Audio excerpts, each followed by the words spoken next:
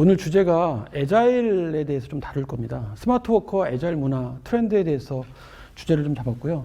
사실 오늘 이 방송은 그 모임은 온오프라인으로 하고 있어요. 지금 현재 여기는 더전 을지타워 본사 서울 4옥에 있는 11층 디텍이라는 다빈치룸이고요.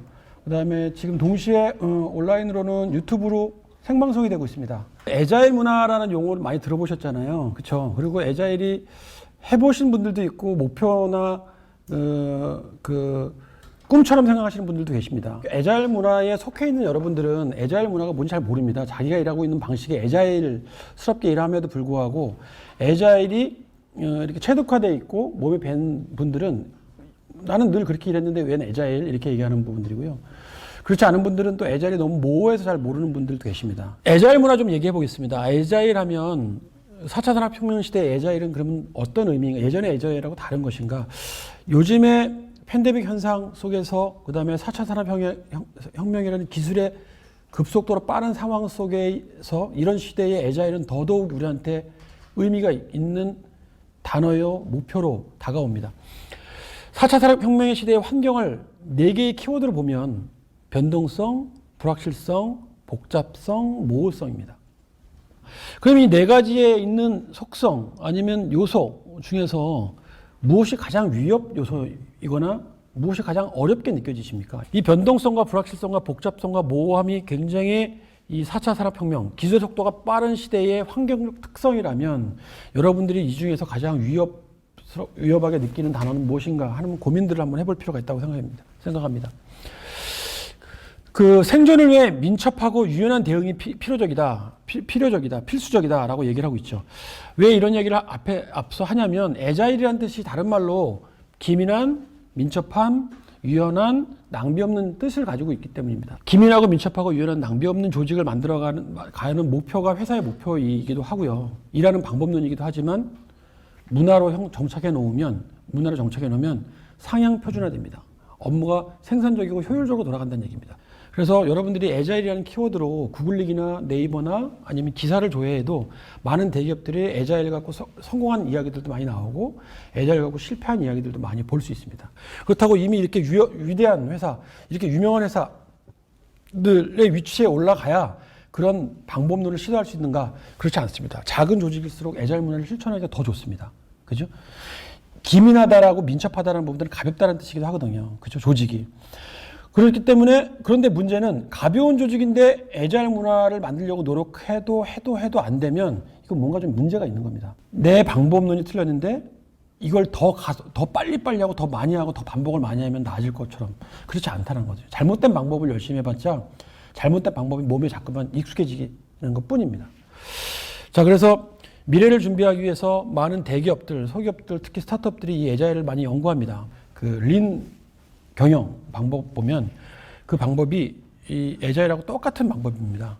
애자일 방법은 리더에서 시작되는 그 방법이 제일 중요하다고 생각하거든요. 리더의 방법을 학습하기 때문에. 리더는 신뢰라는 자원을 관리하는 사람이고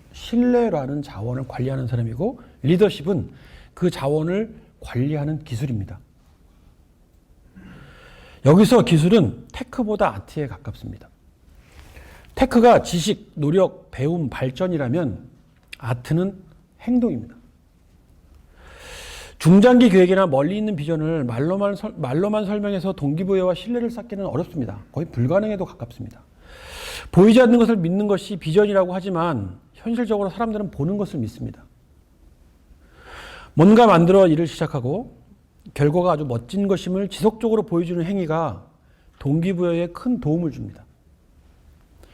보는 것이 곧 믿는 것이고 조금이라도 만들어진 결과를 보여주는 행위 자체가 매우 중요한 신뢰 관리 방법이요, 기술이고 효과입니다. 자, 뭔가 만들어 일을 시작하고 결과가 아주 멋질 것임을 지속적으로 보여주는 행위. 이게 되게 중요하거든요. 저의 사례로 먼저 설명을 좀 드리겠습니다. 지금은 아마란스 10이라는 신제품을 저희가 올해 그 6월 달에 공식 릴리즈 하기 전에 그 파일럿으로 우리 그룹사가 먼저 오픈한 지 한 달 됐습니다. 저는 이 시스템을 개발하고 판매하고 우리 조직의 디지털 트랜스포메이션을 가속하고 디지털 혁신을 이끌어가는 위치에 있는 리더입니다. 자, 이 내용 중에서 제가 무엇인가를 보여주는 행위, 하나 잠깐 찾아보려고 합니다. 이게 지금 동영상이거든요. 동영상인데 이 앞에 의사결정자한테 실무 개발자들이 이렇게 만들겠습니다라는 부분들을 설명하고 있는 거예요. 그리고 만들기 전에 목업을 미리 보여주는 행위입니다. 보통 우리가 POC라고 하죠. 개념 정의, 개념 증명이라고 합니다. 그래서 통과가 되면 개발을 시작하잖아요. 그 다음에 두 번째 또 이런 POC를 또 합니다. 이렇게 쭉. 근데 이 문서를 가지고 개발자하고 디자이너하고 기획자하고 영업사원들하고 얘기를 해야 돼요. 때로는 고객한테도 보내줘야 돼요. 그리고 그 문서의 수정이 또 필요합니다. 그럼 또 수정을 하고 또 메일을 보내고 파일을 첨부하고 그죠? 그렇게 몇 번 반복하다 보면 어떤 게 원본인지 보안이 중요하다고 했는데 보안은 어떻게 뚫리고 있는지 그죠? 누가 이 문서를 갖고 있는지 어떤 게 최신 문서인지 누가 편집권을 하고 있는지 헷갈리기 시작합니다. 그래서 고민을 한 게 우리가 직접 만들자. 그래서 저는 엑셀과 오피스 문서 저작 도구를 합쳐놓은 기능을 좀 만들고 싶었고 그 문서가 만들어진 다음에 필요한 부서들끼리 커뮤니케이션 할 때 그냥 바깥에서 카톡이나 전화나 문자나 메일 갖고 소통하지 말고 그 문서 안에서 이야기했으면 좋겠다라는 생각을 가지고 문서 안에 톡을 넣기 시작했습니다. 톡. 그래서 이 문서는 저희 회사의 2020년 5월 7일 POC 문서인데 그렇죠? 이 문서가 컨펌이 딱 끝나면 이 문서를 갖고 이야기를 부서들한테 나눠주는데 어떻게 나눠주느냐. 저 오른쪽 끝에 보면 톡이 있습니다. 톡. 빨간색 톡이 보이십니까? 오른쪽 끝에? 이 톡을 누르면 이 문서 톡으로 딱 바뀌면서 이 문서 갖고 사람들이 이야기를 합니다. 제가 여기서 질문 한번 해볼게요. 여기서. 누구한테? 한진이라는 사원이 있어요. 저희 회사에. 웃음소리가 나는 거 보니까 이 안에 있는 것 같긴 한데. 제가 불러요. 이렇게. 딱 부르면 색깔이 바뀌었죠. 멘션으로 부른 겁니다. 이 문서는 1800명이 지금 공유하고 있는 문서거든요. 근데 한 명만 불러요. 제가. 이렇게 하고 엔터를 칩니다. 엔터, 전송을 합니다. 전송을 하면 이 제 메시지가 이 문서를 타고 그 친구한테만 전달이 딱 됩니다. 근데 이 문서가 어디에 있는지, 원본이 어디에 있는지, 이 문서를 오는 데까지 찾아야 되는 문서. 이걸 원본을 또 첨부해야 됩니다. 이거는 파일이 움직이지 않습니다. 링크만 움직입니다. 권한. 얼라시 왔네요. 짜고 치는 고스톱 같은 느낌은 들지만 아닙니다. 사실은. 이 얘기는 제가 여기 전체 타임라인을 보고 있지만 전체 업무 중에서 저한테 하는 이야기만 따로 모아놓은 알파멘션이라는 곳에 오면 우리 한진 대리가 저한테 남겨놓은 글이 있어요. 그러면 제가 이 알림을 클릭하는 순간에 이 복잡한 문서 중앙화를 타고 요 밑으로 가서 딱 안녕하세요. 구축을 담당하고 있습니다. 남은 강연도 화이팅 하세요. 이렇게 보내줬잖아요. 소통을 쉽게 하는 방법은 명확하게, 명확성, 명료하게 전달하는 전달 방법이 굉장히 중요하거든요. 자, 이런 상황 속에서 지금 저희는 아까 전에 요 말을 설명하려고 지금 이런 과정을 설명하는 건데 뭔가를 만들어서 보여주는 행위. 리더한테 가장 중요한 자질이자 역량입니다. 우리가 만들려는 것이 이거야. 그래서 예를 들어 설명도 잘해줘야 되는 부분이고요. 애자일 문화는 리더의 행동이 가장 좋은 문화의 핵심이다라고 말씀드리고 싶습니다. 그리고 중요한 것은 기술이 있습니다. 또 기술은 애자일 도구를 활용하는 겁니다. 애자일 문화는 애자일 도구를 쓰는 데서 만들어진다라는 부분들의 이야기를 저는 드리고 싶습니다. 사고방식에 대한 부분들 중에서 저희가 느끼는 부분들, 우리 회사에 우리가 애자일 문화를 갖고 있다면 느끼는 부분들을 사고방식에서 고객이 원하는 가치를 어떻게 전달하지? 라는 질문입니다. 그러니까 여러분들 원치와 니즈가 있어요. 원치는 돈을 내고 싶어 하진 않습니다. 고객이 원하는 게 원치일지 니즈일지. 니즈는 업무의 생산성, 효율성을 올리기 위해서 뭔가 사고자 하는 도구들이 니즈입니다. 그럼 고객이 원하는 가치를 잘 전달하려면 우리 제품이 내가 만들고자 하는 제품이 고객의 니즈를 충족하는가라는 부분들입니다. 내가 리소스가 작아도 회사에 디자이너가 많이 부족해도 여러분들이 만든 제품을 예쁘고 강한 메시지로 홍보하고 싶은 니즈와 원치 둘 다 있잖아요. 그렇죠? 구성원들한테. 고객들은 니즈에 돈을 풉니다. 지갑을 엽니다. 개인은 원치에 많이 풀죠. 그러니까 막 명품이 잘 팔리는 거잖아요. 그래서 고객이 원하는 가치가 무엇인가를 잘 전달하고자 하는 기능에 그 가치를 잘 담았는가가 되게 중요하고요. 가치 차원에서는 개인, 팀원, 고객 간의 의사소통, 신속한 개발의 요구사항을 잘 적용하는 데 굉장히 힘을 많이 쓰고 있습니다. 원칙, 목표, 구성, 개발, 소통, 피드백, 회고, 반복. 1년에 이 과정을 반복하는 것. 애자일 방법론이 옛날에 폭포수 방법론에서 변형된 거라고 생각하는데 그렇지 않습니다. 폭포수 방법론은 습관입니다. 습관. 수직적인 이 빠르거든요. 일사불란하거든요. 그렇죠? 근데 맨 위에 리더의 방향성이 틀려버리면 굉장히 위험하죠. 그죠? 그래서 폭포수의 또 한계는 반복을 잘 안 합니다. 특성이. 근데 굉장히 중요한 건 애자일이나 린 매니지먼트 둘 다 가장 중요한 것은 반복이라는 거예요. 반복. 이 반복이 굉장히 중요합니다. 그리고 제가 우리 회사에서 기획자로서의 역할, 경영자로서의 역할, 기획자로서의 역할을 제가 하는 방법은 시장을 관찰하고 고객의 니즈의 충족을 목표로, 그러니까 사람의 욕구를 찾아서 가벼운 소통 채팅 메신저에서 시작해 메신저를 만들어서 유용성을 먼저 검증하고 사람들이 이거 되게 유용한데 라고 느꼈을 때 여기에다 편의성 기능들을 하나 더 추가하는 기능을 개발합니다. 그 다음에 유용성이 없는 상태에서 편의성은 의미가 없어요. 고객이 채택하지 않는다는 얘기이기 때문에. 내가 가벼운 메신저만 먼저 시장에 뿌렸는데 사람들이 이거 유용하다고 느끼고 있어? 오케이. 여기에다가 편의한 기능을 그 다음에 두 번째로 올립니다. 편의성을 추가하여 다시 찾게 하고 마지막으로 콘텐츠를 공급해 오래 머물게 한다. 볼거리가 있어야 되잖아요. 맨날 똑같은 것만 보러 내가 어느 뉴스 채널을 찾지 않을 거거든요. 내가 관심 있는 것을 맨날 새롭게 보는 즐거움. 그래서 다시 찾게 하기 위한 전략. 이 전략이 제가 추구하는 전략이었어요. 요즘 시대의 CEO들이 가져야 될 역량 중에 하나는 행동하는 역량 중에 하나는 의사결정의 타이밍이 늦어지면 안 된다는 얘기거든요. 아마존을 이끌고 있는 제프 베조스도 느린 결정, 틀린 결정 중에 느린 결정이 더 위험하다라고 얘기해요. 그래서 90%의 정보가 나한테 확보가 된 상태에서 완벽한 결정을 하려고 하는 것보단 한 70% 정도의 정보가 있을 때 결정을 하고 가면서 수정하는 것.